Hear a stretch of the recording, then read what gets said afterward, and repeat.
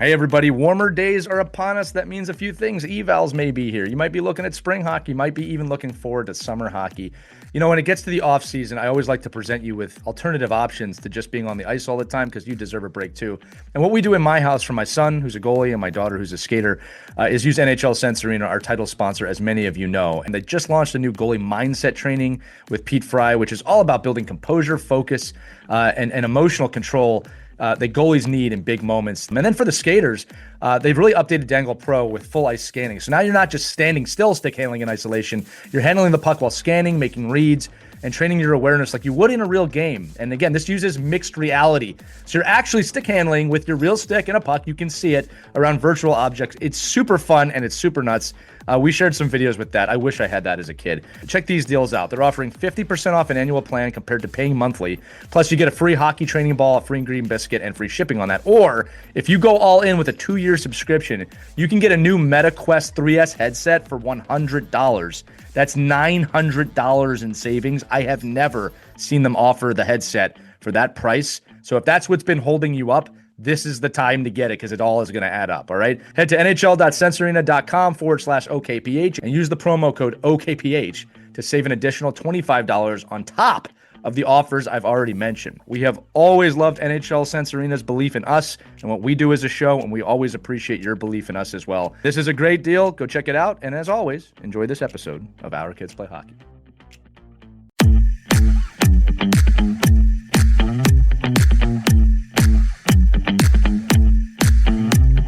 Hello, hockey friends and families around the world, and welcome to Our Girls Play Goalie. First time I'm ever saying that, a special hybrid edition today that you are not going to want to miss. I'm Lee Elias, joined by Haley Scamora and Mike Benelli, and today's guest is one of the most dominant goaltenders in the world. Boy, it is glad to say that. Also one of the most compelling development stories in the game. Grew up in New York playing boys hockey before leaving home to attend Shattuck-St. Mary's. From there, she went on to Northeastern University, where she won the 2021 Petty Kazmaier Award as a top player in women's college hockey. She's played several world championships, won multiple gold medals, became backbone of Team USA, and just brought home an Olympic gold medal with Haley in Italy in 2026. This is really fun to read. She's only 5'5", and she was told probably a lot that she's too small, but now she's one of the most feared goaltenders in the world. I wrote world, I probably should have put universe. And today we're going to talk about the journey, youth hockey, setbacks, resilience, belief, and what it really takes to build a career in this game. Ladies and gentlemen, please join me in welcoming Olympic gold medalist Aerin Frankel to the show. Aerin, welcome to Our Girls Play Goalie. Thanks, Lee. I'm excited to be here and chat with you all. Yeah, no, I'm excited to have you here as well. And again, we've been joking a lot, Aerin, that I'm getting a little too giddy in these opens, but it's really fun to read these types of things. But what I'm excited to talk to you about, and especially for the audience listening, is we always talk about the hockey journey is not a linear path. And while we all know you now, your journey to getting to where you are today is one we can really all learn from. So I want to start out kind of with that, origin story. If you grew up playing boys hockey for years before heading to Shattuck, how did that shape your compete level and your game awareness? And also, like, for the parents listening, what did that mixed competition build in you? Yeah, I think everyone's youth hockey journey is a little bit differently. Um, you know, there's no correct route. For me, it made sense to play boys youth hockey. It was really close to home, in a rink I was growing up learning how to skate in. So for me, playing for, the Westchester Vipers in New York was a no-brainer, being so close to home. And I think it really helped me at that age to play with the boys. And I think I had other options to go and drive further and play for girls programs. But for my family and I, it just made the most sense to start there. And I only ever played for that youth organization and had a lot of fun there. And have a lot of coaches to thank along the way who were a part of the Westchester Vipers as well. How did you decide to go to Shattuck? I feel like that's a huge question we get a lot of the times from parents. Like, how do we know if that's like the right move? Like, did you bring it up? Did they bring it up? Like, how did that kind of come about for you? Yeah, I was like pretty hockey crazy, I would say, when I was like around high school age, like my eighth grade year, and my even my ninth grade year, I was at home in New York still playing boys youth hockey. And I told my parents, I just want to play the most amount of games possible. Like, where can I go? Where should I go? What's the best option for me to play? And a lot of the New England prep schools that we were looking at were like so awesome, especially academically. They were, such well-known schools, but they only played like a 30 game season, and then they also did like the split season with whatever your U16 team, your U18 team. And for me, I was like looking at Shattuck because I knew they played 60 plus games in a season, and it was kind of like a hockey factory, and that was just something that really caught my eye. And one of my goalie coaches at the time actually had a relationship with one of the goalie coaches at Shattuck and was like, I'll put you in touch and kind of get the ball rolling. And I visited, and just really liked what they had to offer. And again, got to play a lot of hockey there. So I was just excited for that. That's awesome. It kind of sounds like you led the way in that for sure. Yeah, my parents were not honestly overly excited at the time about sending their 14-year-old off to Minnesota, but I convinced them. I was very persistent, and I told them they could visit a lot. So Yeah, I mean, so I'm a proud alum. So I built the Westchester Skating Academy back in the '90s, and I think watching players like you and Abby Ives and all the pro, like the Shattenkirks of the world, and all these all these players in the New York, that Westchester area. I'll call it the tri-state area, Lee, but I think it's basically the amount of development that you were able to get at this early age playing again, because that really, as you grew up, there wasn't really a lot of just girls hockey programs that we talk a lot about on the show. And I think an interesting piece about your journey is at the goaltending level, it's probably even less important, don't you think? Like, I mean, do you think you gain the benefits of playing with the boys just because basically in your developmental years, they were probably stronger. The shots were probably heavier, and there was probably just more opportunities for you not to have to travel to go find a girls' team somewhere.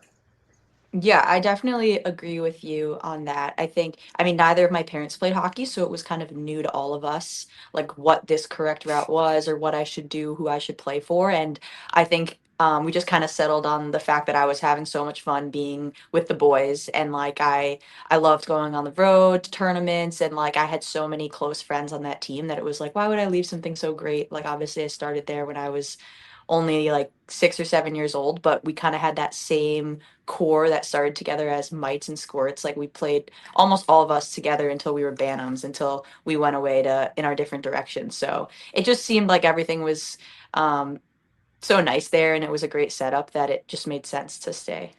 Yeah, so yeah, I think going into my actual question probably then would be, you probably didn't have to face a lot of adversity until you got to Shattuck. Like you probably were in a place where you were the best goalie in the building. I'm sure everybody wanted you to stay. You're just like, okay, well, we really like this girl. She's really good. She doesn't need to go anywhere. But now here you are transitioning to Shattuck and having a more competitive opportunity, and then you go and get cut from the like so I'll preface this by saying you get cut from the 2022 Olympic team, which already is unbelievable that you're even in the discussion of being trying out for the 2022 Olympic team. I'm just wondering, what did that piece of that adversity do for you, as you now had to say, well, listen, I know I could play at this level. All the naysayers are talking about height and the level of play and where I'm at.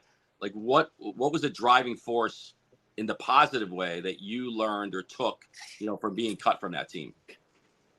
I think it was disappointing for sure, but I knew I was still really young and in, the middle of my hockey career. And I obviously then set my goals on the next opportunity to be at the Olympics, which is 2026. And I kind of used it as motivation. I took the feedback that I got from all the coaches there, and I really took it to heart, and like worked with my coaches back home. And I was like, hey, I want to check these boxes like of XYZ, what they gave me to work on, so that maybe next time I'm not in this situation. But I also took with me a lot of experience, like the nerves I felt in 2022. I haven't felt since then, you know, like I remember feeling that nervous. And then since then I haven't felt that nervous because getting that experience of being at that Olympic tryouts and just the competitive environment that it is and at times stressful, it helped me navigate this Olympic experience. Aerin, I want to say I love that you brought this up. You know, there's this funny quote. Again, I'm a geek, right? In one of the Avengers movies, where one of the characters, I know Haley always laughs when I bring this up. I've joked we should call her Gamora, for those of you out there who knows what I'm talking about. Fiercest lady in the galaxy. Anyway, there's this great moment where the bad guy asks a character, like, if you consider failure experience, right? And he says, I consider experience. Mm-hmm. Right. And I love that you brought that up, because I think for a lot of young players, they view what many people would call a quote unquote failure, like not making the team, as just that. It's failure. And it's not. It's experience. You were there. You felt the feelings. You understood what it was to both not make the team and make the team. But all of that is experience to prepare you. So can you talk to maybe like the families, right, about, especially the kids that listen to the show, about how like the path is not all wins. All right. You have to experience both to get to where you want to be. Yeah, and I think it's important, like, to acknowledge the fact that there will be disappointment and frustration, and that's just normal. And obviously, when you care so much about something and you put so much training into it, like, you're gonna experience disappointment. It would almost be weirder if you didn't. So just like processing those emotions, like knowing that's normal, and then kind of flipping the page to what you can do next, to move in the direction of your goals. And for me, it was just like to keep playing hockey and keep having fun with the sport and trying to work on the things that I was told I could improve on. And at the time, I agreed. I think with all of it, I was just like, yeah, honestly, so fair. So I think a lot of my development happened between 2022 and 2026. Awesome. For you, obviously, like people have talked about your height and stuff. Like, was there a time in your career like where you realized that like people were kind of using that against you as a goalie? And then did you kind of develop anything either technically or mentally to kind of help you to thrive and like use that to your advantage? Yeah, I think I first remember kind of like hearing about that like during the college recruitment process. Um, like when I would talk to coaches and stuff, like they would make comments like you're just on the smaller side and like we need to be like sure that like, you know, you're making up for it in other ways kind of thing. And I think that's also really why like I fell in love with Northeastern and the idea of playing for Coach Flint because he saw other aspects of my game that he thought were more important, kind of going off your question, like my competitiveness and like skating ability, like two things that I am always working on, I think have helped me maybe like make up for lack of size. And I think just um I never really like let it get to me because I kind of was just like, so what? Like obviously being on the smaller side is what it is. But like I always saw other smaller players having so much success, like Kendall and there was just so many that I was just like, yeah, I mean it's a different position, but I don't think it's ever really held anyone back. So that was kind of my mindset. Yeah, I want to say too, Aerin, real quick. We know a lot of, especially goaltenders, that are under this belief now that you have to be 6'5" to even be considered. And look, you're one of them. There's several goalies that have proven that to be untrue. So I love that you're talking about like how that came up internally, right? I just love how chill you are with it. It's like, that wasn't going to hold me back, right? How would you explain that calmness to youth players that think, man, if I'm not 6'5", I'm never going to make it? I think I would just say like that like like confidence comes obviously like from within yourself and like I put a lot of um emphasis on my preparation. So like I knew I was working really hard and in practice and working on my game so that I didn't think my size was ever going to be an issue because I was putting in extra work and I don't know if my size would have been an issue or how else it could have gone, but like I just think not focusing on it was almost better for me. Right. It was like I'm just gonna work on all these other things that I know I need to do to be successful, and hopefully the rest will like take care of itself. Well, what I love about that is you talk a lot about limiting beliefs, right? And that you did not allow that to become a limiting belief.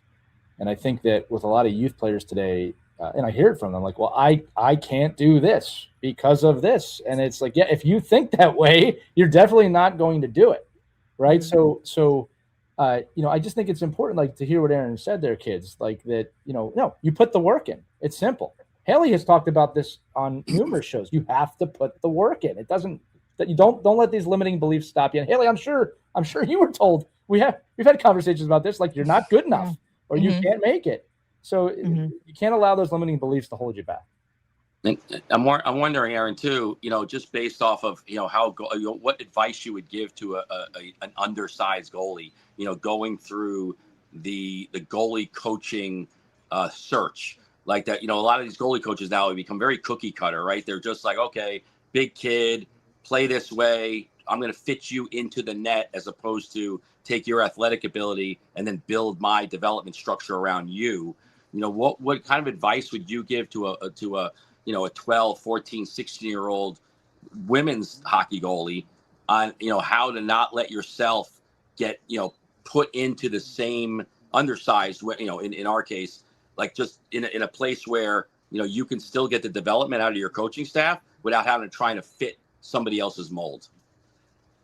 I think the goalie coaches that I gravitated towards most were ones that accepted me for my style and my size and just wanted to like work within that and help me be the best goalie that I could be. And I was really lucky to have like so many great goalie coaches along the way, and none of them, I mean, I think over the years, yeah, they've referenced me being on the smaller side, but they never like said, well, because you're small, you have to play this way, or because you're small, like you're gonna struggle with this. And like I think that's why like I gained more confidence in myself, is because I had those positive influences. And I think if you have a coach that's not, being positive and pumping you up, then maybe it's just not a good fit. And I think, yeah, like I said, I was really lucky to have coaches that just wanted to focus more on like taking me as a goalie and helping me get better. And obviously can't control size, so that was not really ever a problem.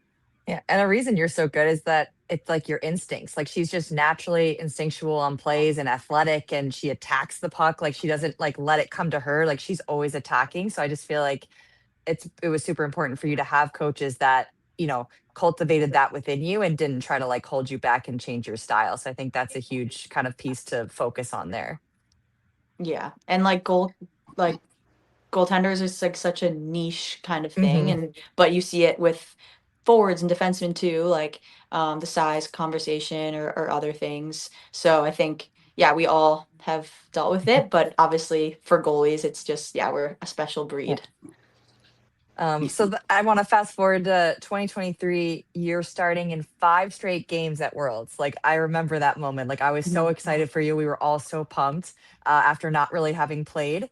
So kind of wanted to just talk about like what was that difference in your mindset, in your preparation, your perspective from not making that Olympic team to then like you're starting all 5 games at a World Championship.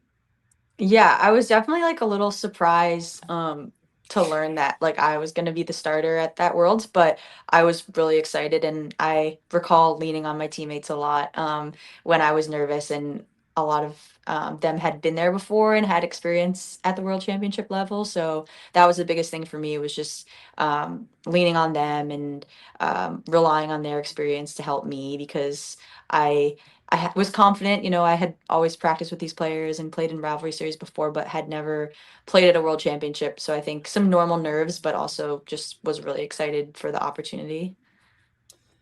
I have to preface this next question here, Aerin, because we do have a very large Canadian viewership. And I listen, to my friends in Canada, we are going to talk about the Olympics. I always feel like we have to preface this, though. Like, and I mean this from the bottom of my heart, right? It is such an honor to play against Canada, right? With the history of Hockey Canada, that our success in the last Olympics is, I always struggle with the words here, right? It's like there's so much respect for Hockey Canada and what Hockey Canada has established. So please know when I gush, even in the open, how much respect I have for hockey, above the border here. Okay. But we have to bring this up, right? The Olympics just passed. Aerin, you had some amazing things happen at this Olympics. First shutout against Canada in the history, to my knowledge, of the Olympics from the USA. Not to mention, obviously, the gold medal. I'm so interested in this whole journey seems to culminate in this moment. Obviously, we've talked to Haley about this too. You seem so calm, right? Were you in a flow state? Were you fighting adrenaline? How much of that moment is years of preparation versus just being present? I know Haley has talked about just the aura of that team throughout the entire games, of just the belief and the ability. And again, it is I've dubbed it the most dominant Olympic performance in history, right? So from a position of you're in the net every game, did it just flow? Did you have to calm your nerves at times? Did the moment attack you? I mean, how did you compartmentalize that as the netminder? I had so much trust in our team. We had been getting better and better every single game, and all the work that we put in over the last 4 years, I think the result was kind of going to take care of itself. And we knew that we didn't really leave anything on the table. Like, everyone away from the team was putting in extra work to be prepared. And you just kind of know that when you get back together with the group, that everyone's going to be ready to go. And it's such a nice feeling to not even have to worry about that. Like, you just know everyone sitting in that locker room is prepared, and we're all on the same page. And so from my perspective, obviously, like, being in the net, I just had so much faith in I just had so much faith in my teammates, and it was fun to play behind them. Now, Haley, I'm going to turn this to you too, because I'm just some schmo that watched it on TV. You were not even just there; you were on the ice. So let me ask you this: in an Olympic level, you mentioned it a little bit before. Can you talk about that trust that she just mentioned? Because obviously, you had that trust in her. What is it? How do I frame this question? Right? It's like, can you even begin to describe what it's like to play in front of a world-class goaltender as a world-class player? I don't know if there's words, honestly. Like, just like what she can do back there for us, it's insane, because then it just allows us to play more free. But we give up like a really good chance in front of the net because we're playing so free. We just know she's back there and staying calm. I think that's also a huge asset in her game, is like how calm she is back there. You can feel the calmness. It resonates throughout the team. And so when your goalie's like that, it helps you play your best hockey. And she's always like that back there for us. Like, honestly, she's one of the most chill goalies that I know. Like, you can't get to her. She's hanging out before the game, chat with everyone. Like, she is just like cool as a cucumber. Thanks, Scams. I will say that at least in the modern era, that typically is the recipe, right? Like the I think the days of like Patrick Waugh throwing the benches and things like that have passed by. But I want to actually equate this to youth hockey, because especially with goaltenders, when I coach goaltenders, and Aerin and Haley, I'm going to ask you your opinions on this, right? Like, my belief is, as the goalie goes, the team will go. All right. If a bad goal goes in and the goalie has a freak out, it's going to be very hard for us to mentally get back in that game. Adversely, if something happens and the goalie has, hey, you know what? Let's keep going. Let's keep playing. And I always tell those goalies, keep an even-keeled mindset, be the best teammate you can be on the ice, and make sure that, for the players, we support that goaltender. So based on what you just both said about trust, calm, cool as a cucumber, let's talk to that youth hockey audience, because this is a skill set that is completely ignored, I think, at the youth levels. It's all about stats, which makes no sense to me, right? I've never seen great youth goalie stats that are accurate, by the way. That one game with 75 shots, one with 12, one with none. That's only if the dad does the scoring. Right. So can you? I'll go to both of you here. Aerin, I'll start with you. Think about like youth hockey groups as a team, right? Like, how do you bring in that calmness? Where could they even start when you have like a rowdy bunch of kids in the locker room? I think you touched on it a little bit, being a good teammate and how important that is. Like, it's a contagious thing. When you're going out of your way to be nice to people and support each other. And I have to add how important it is to have that good relationship with your goalie partners too, because the most successful teams I've been on, there's been such good camaraderie between the goalies. And I think sometimes at a young age that gets away from us a little bit because, you know, you get caught up in who's the starter and who's playing. Right. But at the end of the day, I think, you know, regardless of the role you're in, like your perspective and how you treat your teammates should never change. And I think, yeah, a good reminder is like, if you're in practice and you find yourself like getting frustrated and emotional, well, then you're probably gonna in a game as well. So just practicing, I guess, those good habits every day so that it translates to a game. No, I love that. And you know, I just want to mention this too, because I know two youth goaltenders come to my mind right away where one of them was all about stats and one of them was not. Like, they were almost like oblivious. And at some point in the season, the goalie that was about stats, good kid, by the way, just followed his stats, kind of got the other goalie to start looking at his stats. And guess what started to happen? He started playing worse because he was thinking about it, right? Oh, that's another to my GAA, blah, blah, blah, blah, blah. To me, it wasn't done maliciously, but that's not being a great teammate in that situation, right? Like the stats will take care of themselves. I think that's really important. Haley, I'd love your thoughts on this too. Like in terms From a of team like looking at perspective. stats. Yeah, Yeah. no. Well, I meant like just more youth hockey and like creating that bond and how important that bond is to succeeding. Yeah, I think the bond is so important. And I think, you know, the team camaraderie piece, like looking back on youth hockey, like those are the favorite memories that you remember. And that's what you want to really cultivate within a team. And I think that comes from, you know, hanging out in the locker room, hanging out at hotels, like playing knee hockey in the hallways of your hotel, you know, going to the pool. Like, I don't know, there was just so many memories that you kind of remember from that. And I think when you are closer off the ice, you see the translation on the ice. Like, Right. that's usually the best teams are the ones that are the closest in the locker room. So I just think it's so important to cultivate. Yeah. Well, and that's like my word of the month right now. Like that culture, like when you watch like the UCLA women's winning, and see the U.S. Olympic women's hockey team winning gold, and you see these champions, and the common theme across all these championship teams is positive self-talk. I will do this, manifesting where they want to be. That happens as a team. And I guess on our little crossover episode here, Aerin, you know, from our girls play hockey and our girls play goalie, you know, how important that is in that aspect of that team, you know, aspect of when you get to the Olympic level. But do you think, and did you maybe have this experience at the youth level where it wasn't just about how many camps I got to go to, how many, you know, weekend showcases do I need to go to, who is my goalie partner, what's my hockey rankings? Don't you think we could spend all this other effort and time and investment on the culture of our teams, which would really end up where we want to be in the long run?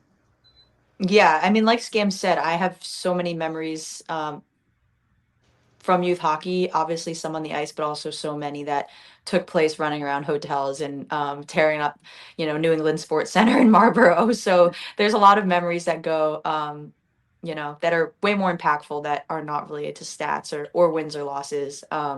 And I think that's an important thing for the kids to hear, and just having fun and enjoying it. Like, I think we're all playing our best when we're having fun, and you want to be, you know, a pleasant person to be around. And I think the best teams are ones that have that kind of light, carefree energy. And I know the teams that I've been a part of, that's been, you know, one of my favorite things about the locker room is just, you know, everyone gets along and there's always good vibes, and you can feel when there aren't too. So I think it's important to, yeah, celebrate it when you have a good culture.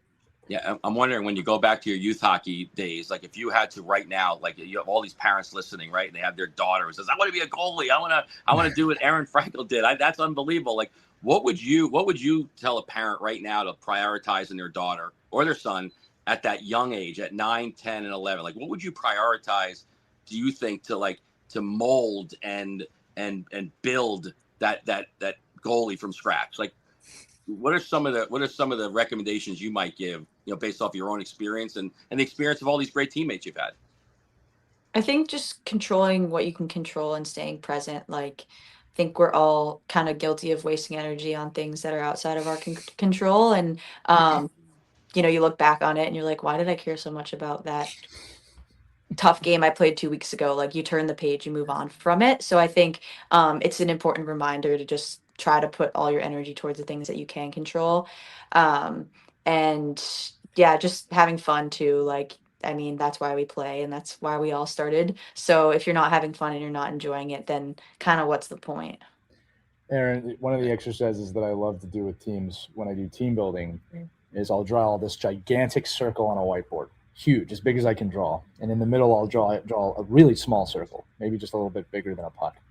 And I'll ask the team, tell me all the things that you have no control over, right? It could be hockey, and it's like weather, politics, referees, opponents, and like it's like you could go forever, right? Traffic. And I get them to really list these things, right? And then I have them list in the small little circle. Okay, tell me the things you actually do control.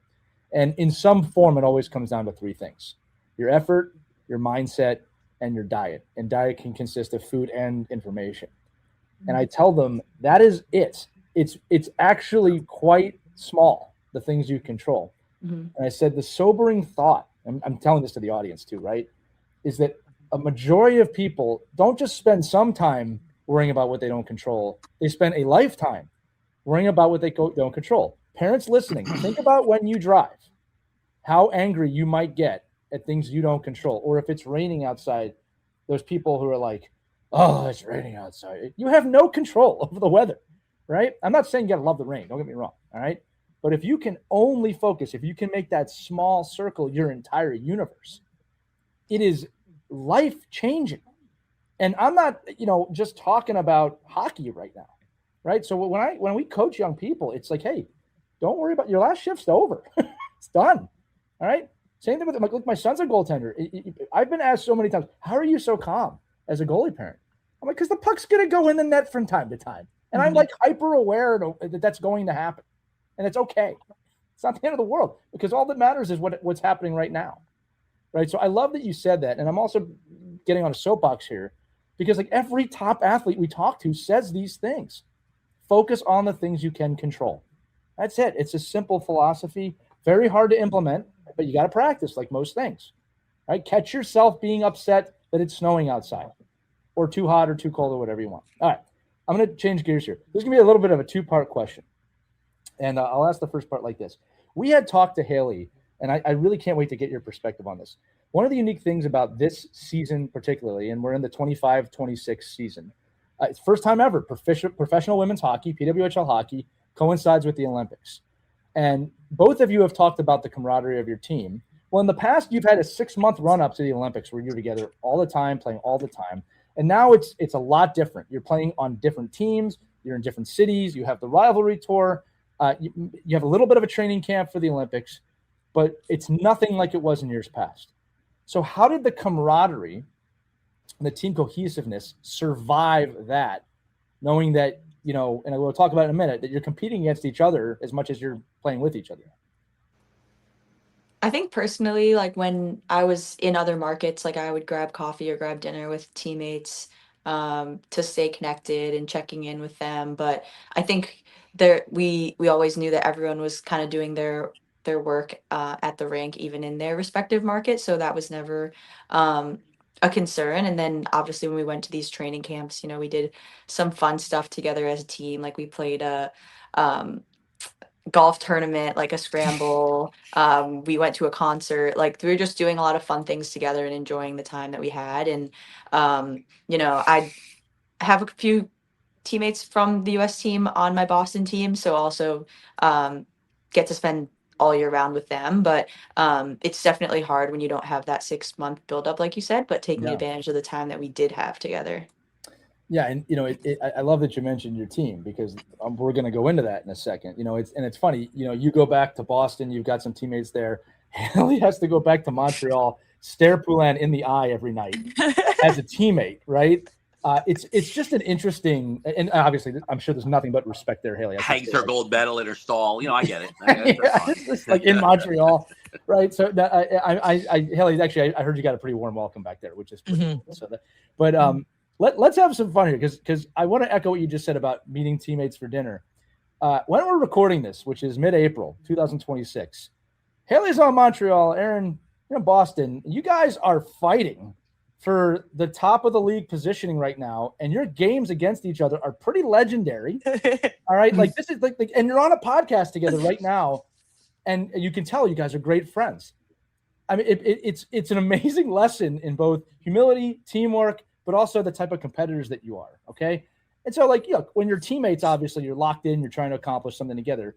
But now you're in the PWHL, rivals, like extreme rivals. Like, you're both trying to win this year. What is that energy shift like? And then I know you talked about this a little bit. I do want you to talk about how you separate friendship from competition, because I think that I always love the answers we get to that, because I think it does shock the young kids that play about how those two things can exist. So let's talk about, what is that energy shift like? You guys are going to face off against each other soon, right? How do you do that? Aerin, I'll start with you. Sorry. Yeah. Well, I think just, I love scams, and the bond that you have, like, representing your country with someone is something that will, like, last a lifetime, and you have so many shared experiences together, and I think it's a lot of fun. Although I'd rather play with my US teammates than against them.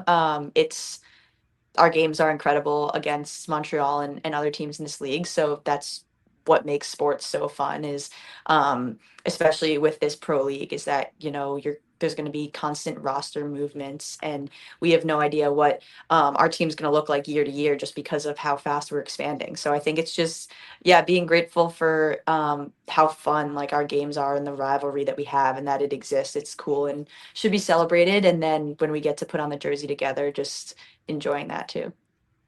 Ellie, I got to ask you as well. It's a two-person question. Oh, I mean, it was definitely really hard, like right after the Olympics. Like, I think first game back, like that was definitely a weirder shift. I'm like, oh, I have to hit you. Like, oh man, like this is crazy. But then, like, I love that you did. I have to hit you. it's happening. Like, Sorry. I'm coming. But then as the games have gone on, it's gotten better. And then, like, with Aerin, obviously, like, I'll go to the net front and I just smile at her. Like, you just kind of share that, like, moment together. Right. Like, obviously I'm not checking Aerin, but I'm trying to That score would be a on her. penalty. But yeah, she'd block me. It's all right. But yeah, or her team would come in and hit me pretty good. So no, it's honestly, like, really fun to play against your friends, I think, if you Right. look at it in that way. And I think I actually liked what you have said before, Lee, is that it's like a sign of respect to play your hardest. And if you're Right. not playing your hardest against your friends, you're doing a disservice. So it's like, I've actually been using that a lot, because I think there were times where maybe I wouldn't want to, play hard Yeah. against them necessarily. But I think now it's like, no, that's my game. I'm a physical player. Like, that's what you're going to get. And, like, that's why you love me on your team, and you might not like me when I'm playing against you. And that's kind of the fun of it. Right. But, I remember I shared a moment with Meg Keller. Like, I was net front, someone was attacking me. She kind of, like, yanked my jersey back a little. She goes, love you. So you can, like, have those fun little moments, right? Where it's like, you're still playing intense with each other. I was still forechecking her hard and playing physical against her. But then, there's moments after the whistle where you can kind of, like, laugh it off a little bit, So Yeah. I think it's a great lesson for athletes to know at the youth level and the non-professional level, that you can be competitive but also be empathetic. Like, you can be in a situation where you can battle and to Lee's point too, that you respect the person you're playing against, and they should respect you enough to know that, listen, I'm out here, I want to win. Like, that's what I love about you. I want to win. Like, my job is to win this game. And again, it does, I think when you watch certain levels of hockey, depending on where the competition is and where the game is and how much time's left and what the game means in the scheme of things, some people, like, lose their minds for a little bit. But I think at the end of the day, you come back to breathing. It's over. The game ends out. And that's the beauty of it. I think that's why people outside of the sport of hockey, it's so hard for them to understand that two groups of individuals just tried to kill each other, and then they have a handshake at the end, like there's there, and then they probably go on to dinner, right afterwards. So it's like, it's a really hard concept for people not in the sport of hockey to get the fact that you can compete this hard, and to what Lee was saying earlier, right, Aerin, is like you're in the Olympics, and this year in particular, everyone in the Olympics was probably playing pro too. Like, they're all on these teams, so it's such a different dynamic. But it really just shows, how much you can be a competitor and have some great sportsmanship at the same time. And that's the beauty about, being in our sport. I'm going to pull the thread on this just a little bit more because I really want the youth players listening to understand. One of the things I realized as I got older is I was extremely competitive growing up. I still am, but just in a more mature way, I guess you could say. But I remember the opponents that I don't want to use the word hate. It's too strong, but the opponents I really wanted to beat. Like I really had a grudge. I got older and I realized, man, and they wanted that against me too. That sharpened me. Like that made me a better player. And so now when I look back at it, I think there was a lot of anger there as a kid. It's like, man, like without that opponent, I don't think I would be as good as I am today. We drove each other, even though we didn't like each other. We drove each other. And I think if I saw some of these people now, like I want to take them out to coffee and talk about those days. And I think what's really such a great example from YouTube, right, is that this scenario could very well happen. A moment where Haley may have a breakaway on Aerin. It is absolutely plausible that could happen. And what's amazing about you two is that I know Haley wants to score on you, Aerin, as much as you want to stop Haley. Excuse me. And there's no other way you two would want it, right? And Haley, you kind of alluded to it. It would be almost disrespectful. It would be disrespectful if she didn't give you her best, right? And vice versa. Yep. Excuse me. Young athletes, you can duplicate this. And at the end of the day, and this is where I'm trying to get to, this comes from a place of gratitude. I want your best because it's going to make me better. And I'm thankful for that. I have found that, kids, to be more of a motivator than negative emotion. And I'm going to say it again. Negative emotion can give you a little boost, like for a very short amount of time. Like I call it hulking up. But it fizzles away very quickly. Whereas gratitude is eternal. It's ongoing. It doesn't stop, right? It's not always easy, but it doesn't stop. Right. And no, I'm not saying you should say, oh, I'm so thankful we lost this game. That's not what I'm saying. I'm saying find the learning in that situation. Right. And you can be thankful for that. So I'm saying this because I'm a fan of both of you. I'm amazed by the level that you and all the other women in this league do that. Right. Because the league continues to grow. Women's hockey continues to grow. I wanted to talk about this too. I wrote this down. The attendance record has been broken like 4 times this season, right? Sold out game at MSG, sold out game in Washington. Aerin, I'm sure you've been in a few as well, right? When it's happening as often as it is, and we're sealing, I don't want to call it glass ceiling, but the standard is rising and rising and rising. How do you both like compartmentalize that? Is it exciting? Is it got to keep it going? Is there a seriousness to that? Is there a responsibility to that? Is it all of that? Because I don't remember any kind of a growth of a league like this. And I'm talking in all sports, right? This is fast growing and popular. Aerin, I'll start with you. Again, this is a monumental year in women's sports and women's hockey.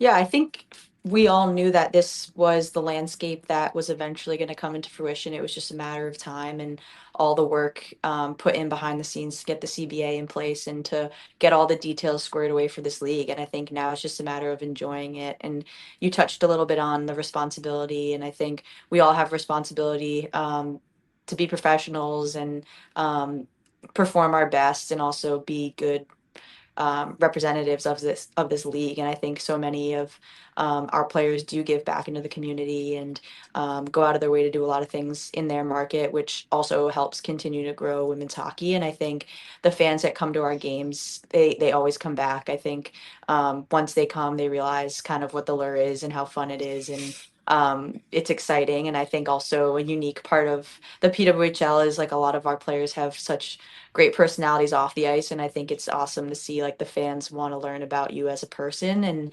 I think it's just there's so much momentum in women's sports, and we're gonna keep trying to build it.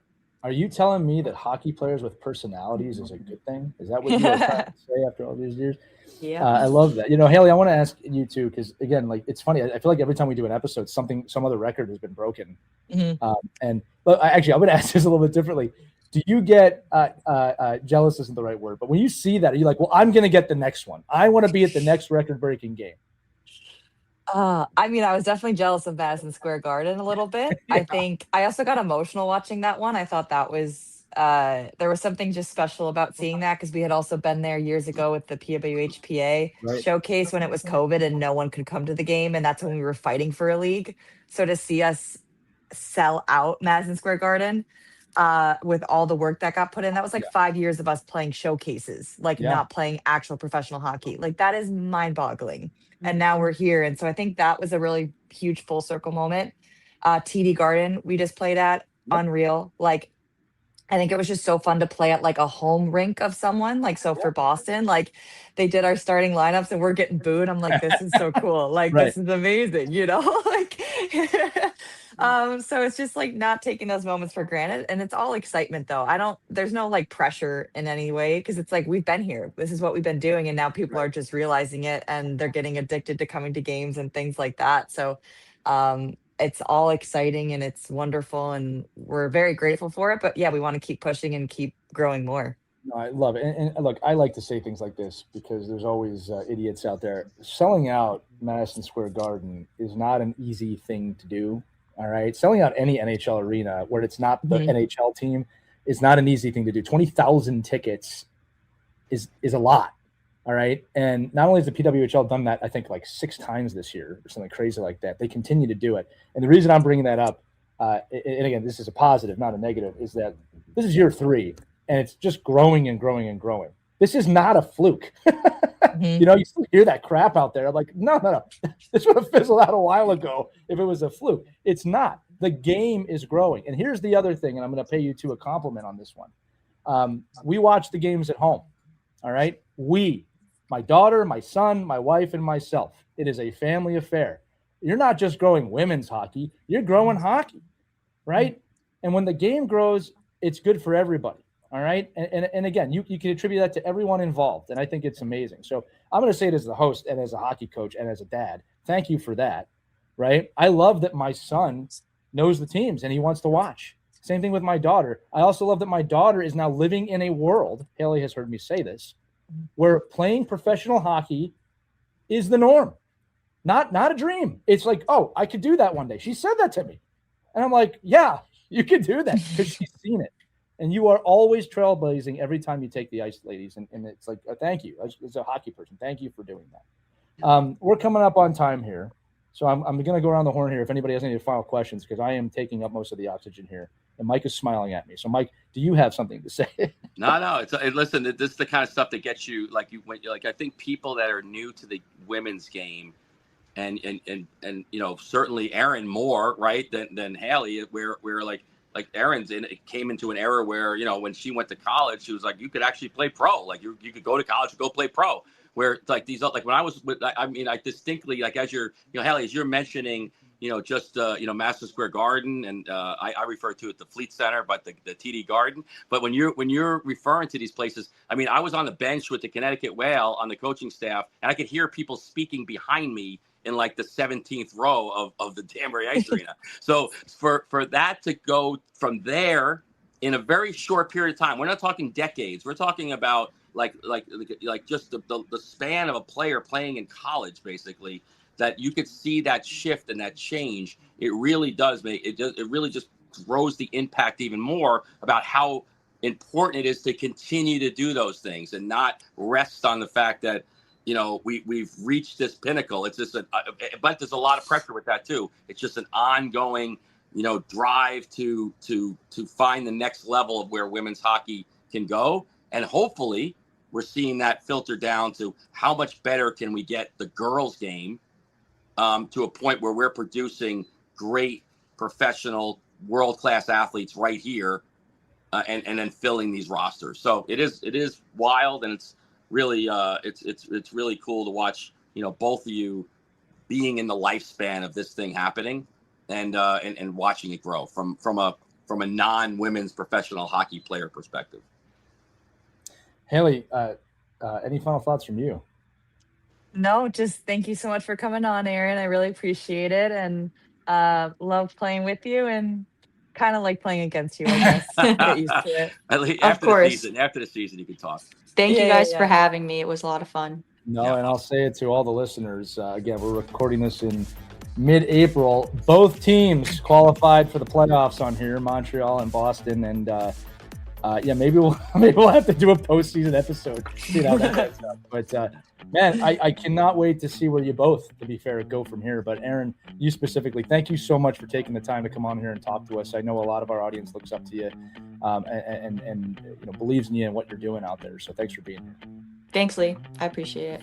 You're welcome. Okay, that's going to do it for this edition of Our Girls Play Goalie, the first type of episode we've ever done like that. Remember, if you have any questions for us, you can email us at team@ourkidsplayhockey.com, or a new feature, if you go to the link accompanying this episode in the description and click on that, you can write us a message. We can write you back. You can even leave a voice message, and we'll talk about that on the episode, or just talk back to you one-on-one. That's what you're looking for. But for Aerin Frankel, Haley Squamura, Mike Bonelli, I am Lee Elias. We will see you on the next edition of Our Kids Play Hockey, Our Girls Play Hockey, Our Kids Play Goalie, or the Ride to the Rink. Pick your poison. We'll see you next time. Take care, everybody. We hope you enjoyed this edition of Our Kids Play Hockey. Make sure to like and subscribe right now if you found value wherever you're listening, whether it's a podcast network, a social media network, or our website, ourkidsplayhockey.com. Also, make sure to check out our children's book, When Hockey Stops, at whenhockeystops.com. It's a book that helps children deal with adversity in the game and in life. We're very proud of it. But thanks so much for listening to this edition of Our Kids Play Hockey, and we'll see you on the next episode.